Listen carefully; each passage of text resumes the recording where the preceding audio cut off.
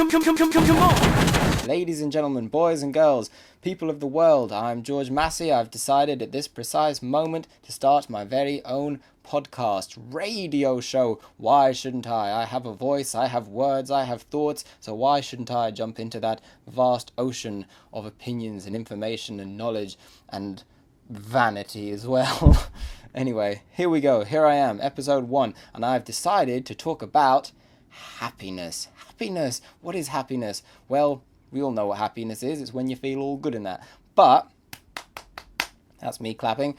How to achieve it? Well, there are various ways, and I'm not going to go into all of them. Nobody is happy all the time. Nobody is happy from morning until night. Happiness is a fluctuating thing, just like love is a fluctuating thing. It arises and it falls. It is not permanent, like a male erection. It rises and then it falls. It is not designed to be there forever. It is designed to be temporary. It is designed to fluctuate. But the fact is we all want to be happy, and we would all like to at least be comfortable most of the time. We do not want to be depressed, do we? So let's investigate one way in which we can be happy hopefully most of the time. Well, the method that I'm going to put out, advise, offer to you out there in the world is happiness through association. Happiness through association. What does that mean? Well, you might notice that many people in the world who we look up to, who we listen to, who we aspire to, who have a lot of valuable information to tell us, are people who have taken in a lot of valuable information themselves. The point is theoretically, you could be a happier person if you take in more. Does that mean listening to people? Yes. Does it mean reading more books? Yes. Does it mean watching more films? Absolutely. Does it mean listening to more music? Yes. All of that. The reason why is because of this. I will give you, for an example, an amusing anecdote, a story, a trivial matter that happened to me once as one mere example that may amuse, may peruse, may stimulate you in some kind of uplifting way, hopefully, who knows. But one example. It was a sexual encounter. I was in bed with a girl, a female, a lady friend, and this was not the first time the two of us had been sharing orgasms. We had done this before, and I always thought I were rather good at it. I thought I was quite alright. I thought that I was an exemplary performer in this particular area of human adventure. And at one particular point I had my hand in a certain place, something that always used to stimulate the lovely lady, something that always used to cause her to make fine feminine female music. And this time for some reason she retracted and she said, "Do you know, I don't like it when you do that." Now, why was that funny? Why did that amuse me? In many circumstances, that should have been a terrible blow to my ego. It should have made me retract and recoil and feel ever so small and feel as if my masculinity had fallen apart and I had been emasculated until my own ego was left somewhere around my ankles. But instead, it made me laugh. Why did it make me laugh? Because when I was growing up, I was a very big fan of a little-known show called The Simpsons. I think that we all know The Simpsons: Homer, Bart, Maggie, Marge, Lisa, and everybody else in Springfield. And there's one episode of The Simpsons, Homer and Marge have stopped having exciting sex. They are bored of it. Things are not quite going the way they used to, and they have to find new and interesting ways to steam up their marriage, their romance, to make it fresh as it was in the early teenage days when first they became acquainted and aroused for each other's yellow bodies. But they're in bed together and they turn off the light and then... You gonna... Oh, did you want me to? Oh, no, I'm the guy. I'm supposed to, No, I have my part in this too. I know, but let me get you started first. All right, how's that? Homie, you got your elbow in... Oh, sorry. Ow. Oh, sorry. Do you want me to... No, don't do that. What we used to do... I know, but I don't like it. Now, when I was in that situation with that girl, with the lovely lady who was at the time very, very high on the steeple of my own desire, my own lust and my own yearning. There she was, picture of elegance, picture of magnificence, picture of femininity, in my arms right there, cut me off by saying, oh, I don't like when you do that. I had something to fall back on. I had the episode of The Simpsons, and the episode of The Simpsons relayed to me the fact that I was not the first person to ever go through this. Whoever had written the episode had probably gone through this as well, and therefore so had many hundreds of thousands, most likely, of other people and other couples right throughout history. So it was amusing. It made me laugh. But it's just one example. What negative things can happen to you in your life? Thousands, millions. But the fact is you might watch something. I went to an all-boys school, and when I went to that all-boys school, there were all kinds of trials and tribulations. It felt very much like prison for young people. And you can see things. There's a terrific film called The Catholic Boys, and I would be in school and I'd think, hey, this is a bit like The Catholic Boys. No homework assignment. 2 demerits. Sit down. Which means I was in a negative situation. Negative, scary, almost omnipotent teachers looking down at you through their large moustaches, sweeping brush moustaches, looking through their thick glass lenses, nothing but negativity, pensivity, like volcanoes, steam billowing out of their nostrils, and they'd look down at us, and I'd kind of think, hey, this is kind of like that scene in The Catholic Boys. Therefore, I'm associating my negative experience with a positive experience. Have you ever had an encounter? This is not me, this is a friend of mine I know. Good, kind, lovely fellow. He makes video games. He loves video games. He devours video games. He eats video games for breakfast, lunch, and dinner. And when it comes to the situation with girls, when it comes to the situation of meeting girls, trying to speak to girls, trying to get a girl's interest, trying to get into a relationship with a girl, maybe even trying to win back an ex-girlfriend, he looks at it like this. He thinks, this is a little bit like when I have to beat a boss in a video game. He thinks, you try this and it doesn't work, so you try a different pattern and the boss still beats you, so you try a different pattern and the boss beats you again, and eventually you crack the code and you realize, damn, now I know how to do it. So when he's in that situation with a girl and he's not getting what he wants and he's getting depressed, he's associating the negative experience with a positive experience. Some girls, he would say, are like good video games where you practice, you try relatively hard, and in the end, you conquer it. Congratulations! Some girls are like Last Battle on the Mega Drive.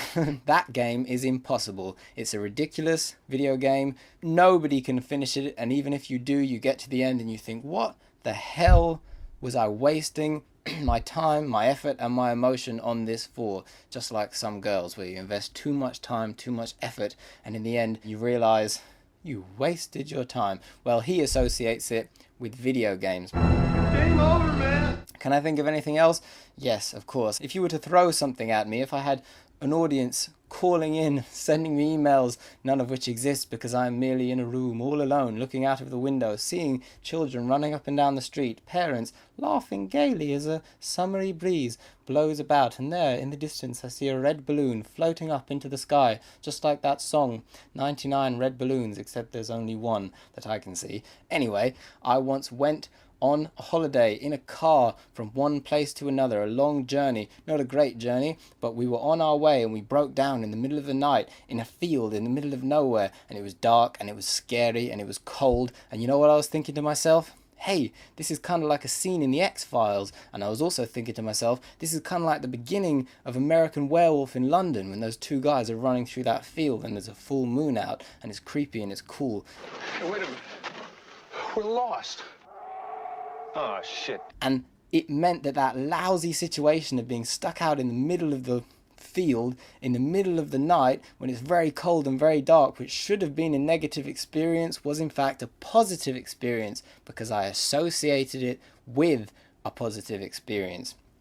That is the power of association. That's why you should fill your head with thousands of positive things. Watch children's cartoons, play games, go to museums, learn the history of paintings and painters. Whatever you can cram into your head that's positive, it will act like a flaw on your own brain, something to stand on, something to fall back on when you're faced with all of the negative situations. And not only that, when you're faced with problems, you may find the solution to your problem because of the things that you have taken in and observed. For example, if somebody drives you nuts, you might want to shout at them, yell at them, get aggressive, have your own saliva spray out at them as your eyes bulge in pure anger. But then you might think to yourself, wait a minute, in that movie that I saw where that guy tried to do that, it didn't work, and that guy lost all of his friends because he was angry and bitter and negative, and people do not gravitate towards negativity, they gravitate to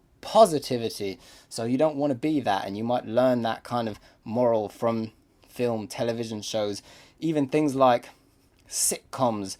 Lots of morality in sitcoms. Watch children's sitcoms, Saved by the Bell. Watch The Fresh Prince of Bel-Air. It's amazing. It's full of morality. Watch All in the Family. Watch Friends. Watch Frasier. Watch King of the Hill. Watch South Park. It's very cynical, but it's amazing. Watch all of that stuff.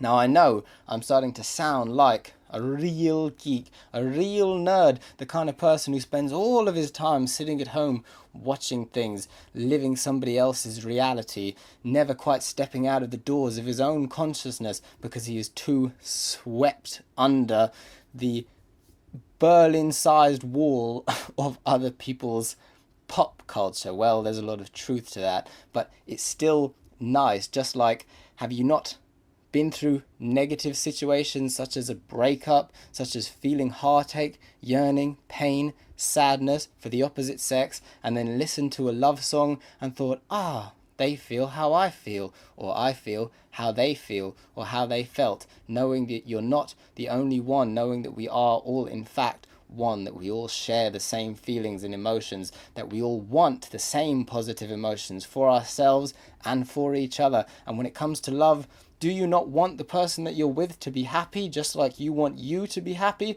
Of course, it is not all about you. You do not want the person just to make you happy. You want them to be happy with you. My point? Other people are the same as you. So look at their work, discover their work, dive into their work, indulge in their work, learn about other people, learn about the positive history of things, and do it with love and passion and enthusiasm. Make sure that if you are watching something that bores you, you turn that shit off. If you are reading a book that is putting you to sleep, close the book, throw it away, discard it, turn it to embers and dust and ashes, and instead indulge, frolic, gallivant in the vast history of work that does stimulate you, that does turn you on. Read the magnificent autobiography of Charlie Chaplin. Read the magnificent autobiography of Jackie Chan, one of the greatest books I've ever read. Read the autobiography of Roald Dahl and read his short stories, his adult short stories. Read Stephen King. Read Erica Jong. Read Ray Bradbury. Read all of these magnificent tales and stories. Read H.G. Wells. Read Edgar Allan Poe. Read H.P. Lovecraft. He's terrific. There are so many things that you can read. Read 1984, for God's sake. A terrific example. In 1984, the main character, Winston Smith, that now icon of our time. I don't want virtue to exist anywhere. I want everyone corrupt. In that future, sex is heavily repressed, ignored, not dissimilarly to how it sometimes is even today, despite all of the pop videos that try to shove it into the faces of the youth. Literally shoving sex into the faces of the youth. It's a bizarre image, isn't it? And yet it happens right under our noses or on top of our faces, shimmering, glowing, gesticulating, gyrating in front of our faces. As I look out of the window right now, there's a rather attractive lady walking past, and she's stolen my attention from you, my devout audience. Anyway, she's passed by. That means that you've got my focus back on you. What was I saying? Sex. Yes, the repression of sex in 1984. And what happens? There's a female character in 1984, and she walks into a room wearing a sash, an anti-sex sash, an abstinence sash, meaning she will not have sex. She's against sex. And what happens In the scene, Winston Smith, the main character, is fantasizing about the woman. He wants to have sex with the woman. He wants to penetrate the woman as any good red-blooded, fiery man would. But there's more than that. He also has a fantasy about beating the woman, kicking the shit out of the woman, because of the fact that she is against sex, because of the fact that she wears a sash, meaning she would not allow herself to have sex. And for that reason, he fantasizes about beating her up and having sex with her. And as a man, I'm quite sure that many people would read that and say, holy shit, that's a bit far, innit? But the fact is some men would relate, just like when a girlfriend leaves you and you, despite having once loved that girl, despite having once dreamed about her smell, dreamed about rolling around in fields of heather and lying under the sun and looking up to the stars and breathing in her perfume and stroking her hair and holding her like this magnificent beast born from the earth, existing, made, materialized just for you, great goddess, brighter than the sun, more beautiful than all the rainbows that have ever been on earth, despite having once had an unquenchable desire, a thirst for that gorgeous girl. One day she leaves, and your reaction first is sadness, and then it is hatred. It is utter hatred. It is, I want to kill that fucking bitch. And you hear it all the time that people refer to their exes as crazy. She's just a crazy bitch, even though before that predicament they used to love them and desire them, and they couldn't think of anything better. Nothing shone in their world brighter than their partner. Well, when you read something like 1984, you think, holy shit, I'm not the only one who has those negative feelings.